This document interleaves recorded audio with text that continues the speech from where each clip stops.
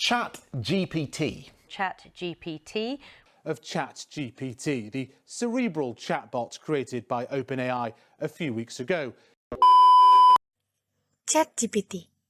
Belakangan ini, dunia teknologi lebih tepatnya di bidang artificial intelligence atau kecerdasan buatan digemparkan dengan salah satu karya dari OpenAI, yaitu ChatGPT.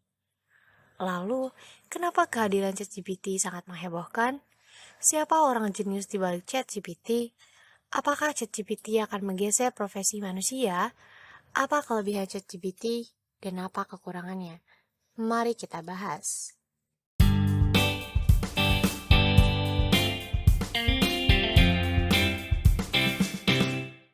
ChatGPT, chatbot yang menggunakan teknologi kecerdasan buatan untuk memahami bahasa manusia dan memberikan jawaban yang relevan.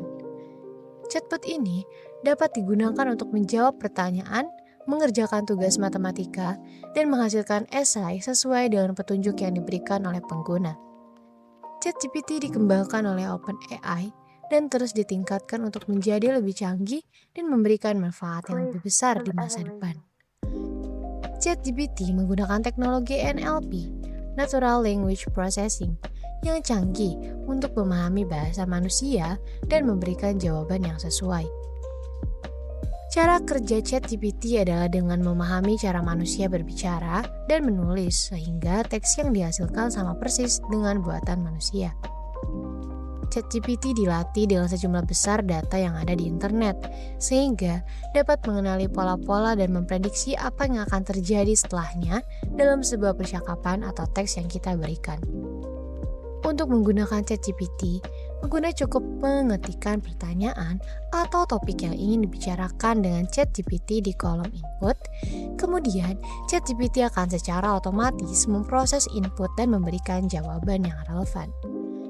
Kehadiran ChatGPT sangat menghebohkan karena teknologi ini dapat membantu pengguna dalam mengajukan pertanyaan dan memperoleh jawaban dengan bantuan teks secara cepat, tepat, dan mudah. Siapa orang jenius di balik ChatGPT?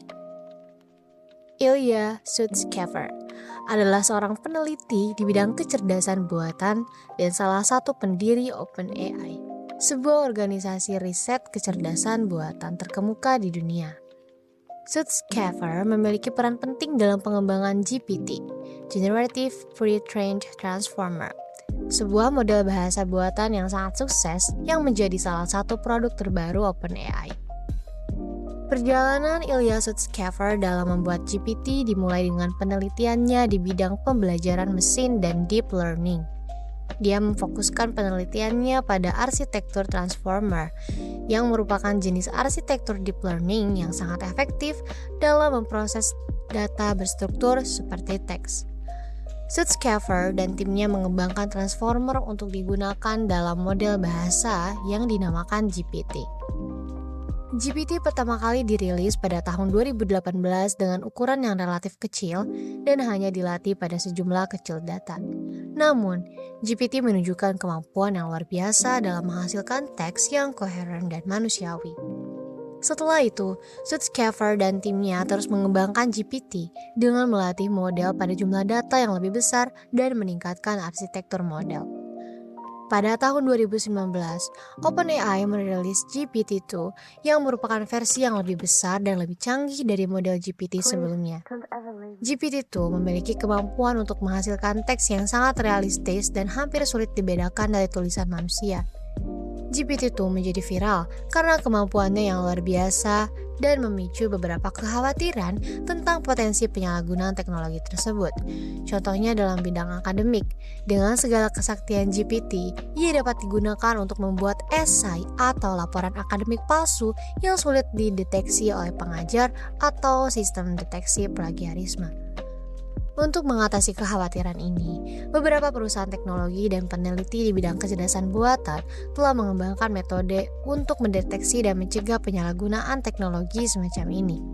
Namun, tetap menjadi tantangan untuk mengatasi semua potensi kekhawatiran yang muncul seiring dengan kemajuan teknologi NLP. Saat ini, Sutskever dan timnya terus mengembangkan GPT dengan versi terbaru GPT-4. GPT-4 memperkenalkan kemampuan baru dalam penggunaan bahasa alami dan telah digunakan dalam berbagai aplikasi NLP yang sangat beragam. Secara keseluruhan, perjalanan Ilya Sutskever dalam membuat GPT adalah contoh dari kemajuan signifikan dalam bidang kecerdasan buatan dan NLP. Dengan kemampuan GPT, kita dapat menghasilkan teks yang sangat realistis dan bahkan membuat interaksi manusia komputer yang lebih mulus dan mudah dimengerti.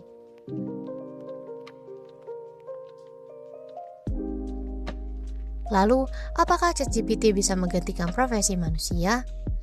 Secara teori, teknologi seperti ChatGPT dapat digunakan untuk menggantikan pekerjaan manusia, terutama dalam bidang layanan pelanggan atau dukungan teknis.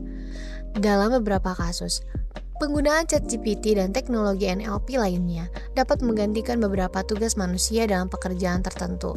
Namun, hal ini bukan berarti teknologi tersebut akan menggantikan seluruh pekerjaan manusia secara keseluruhan. Sebaliknya, teknologi semacam ini dapat menjadi alat yang sangat berguna dan membantu manusia dalam pekerjaan mereka, serta memberikan nilai tambah yang signifikan dalam bidang-bidang seperti kesehatan, edukasi, dan layanan pelanggan. Apa kekurangan ChatGPT? Meskipun ChatGPT adalah kemajuan besar dalam bidang pemodelan bahasa alami, namun masih terdapat beberapa kekurangan dalam teknologi ini. Beberapa kekurangan ChatGPT adalah sebagai berikut. Keterbatasan pengetahuan. ChatGPT dan teknologi NLP lainnya memiliki batasan dalam hal pengetahuan yang dimilikinya. Meskipun ChatGPT memiliki kemampuan untuk menghasilkan teks yang koheren dan manusiawi, ia tidak dapat menghasilkan informasi yang tidak pernah ada dalam dataset pelatihan atau sumber informasi yang diberikan. ChatGPT dilatih dengan data-data dari tahun 2021 ke bawah. Jadi, jika kamu menanyakan berapa harga dolar Amerika sekarang, siapa pemenang Piala Dunia 2022, cuaca di Jakarta sekarang, dan pertanyaan lainnya, ChatGPT tidak bisa menjawab itu. Ketidakakuratan. ChatGPT masih dapat menghasilkan kesalahan atau ketidakakuratan dalam teks yang dihasilkannya, terutama ketika harus menangani kasus-kasus yang lebih kompleks atau ketika memerlukan pengetahuan yang sangat spesifik. Itu dia ChatGPT, salah satu produk terbaik OpenAI dengan segala kontroversinya. Semoga kita semua bisa bijak dalam menggunakan produk ini. Terima kasih telah menonton, semoga kamu mendapatkan insight baru dari video ini. Jangan lupa like, komen, subscribe,